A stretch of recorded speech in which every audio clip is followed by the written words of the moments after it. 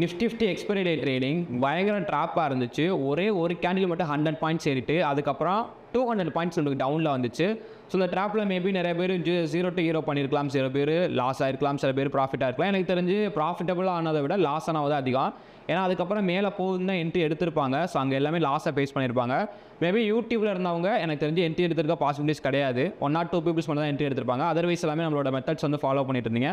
So அப்படி இருந்தவங்களுக்கு okay, நீங்களும் லாஸ் அன்றைக்கி மேக் பண்ணியிருந்தீங்க அப்படின்னா ஸோ நாளைக்கு வந்து யூடியூப்ல வந்து ஜாயின் பண்ணி நீங்களும் வந்து ஒரு ப்ரொஃபஷனல் ப்ராஃபிட்டபிள் என்ட்ரிஸ் வந்து எடுக்கிறதுக்கான சான்ஸ் வந்து உங்களுக்கு இருக்குது. ஸோ அங்கே வந்து ட்ரை பண்ணுங்கள்.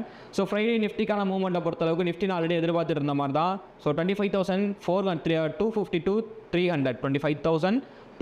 300 இந்த ரேஞ்ச் வந்துச்சுன்னா நிஃப்டி நெக்ஸ்ட்டு சப்போர்ட் எடுக்கும். இங்கேருந்து 26,000 போகிறதா நம்மளோட கான்செப்ட் ஃபுல்லாகவே இருக்குது. ஸோ அங்கேருந்து கன்ஃபர்மேஷன் எடுத்தால் நிஃப்டி நெக்ஸ்ட்டு 26,000 போகிறதுக்கான சான்ஸ் இருக்குது. ஸோ அதான் 300 எனக்கு வந்துச்சுன்னா நிஃப்டி இங்கேருந்து ஒரு அப் ட்ரெண்ட் என்ட்ரி ஃபோக்கஸ் பண்ணுவேன்.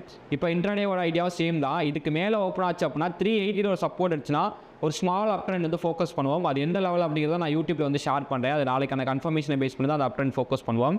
அதர்வைஸ் இதை பிரேக் பண்ணிச்சுன்னா நெக்ஸ்ட் ஒரு ரீட்ரஸ் பண்ணிச்சுன்னா டவுன் ட்ரெண்ட் ஃபோக்கஸ் பண்ணுவோம். அதில் ஃபர்ஸ்ட் டார்கெட் வந்து 250 to 300 இந்த ரேஞ்ச் தான் ஃபுல்லாக நம்ம வந்து ஃபோக்கஸ் பண்ண வேண்டியது இருக்குது. இதில் அடுத்த கன்ஃபர்மேஷன் கிடச்சுன்னா நம்ம அடுத்த சைடு ஃபோக்கஸ் பண்ணலாம். அதர்வைஸ் இதுதான் நாளைக்கு என்னோட ட்ரேடிங் பிளான்.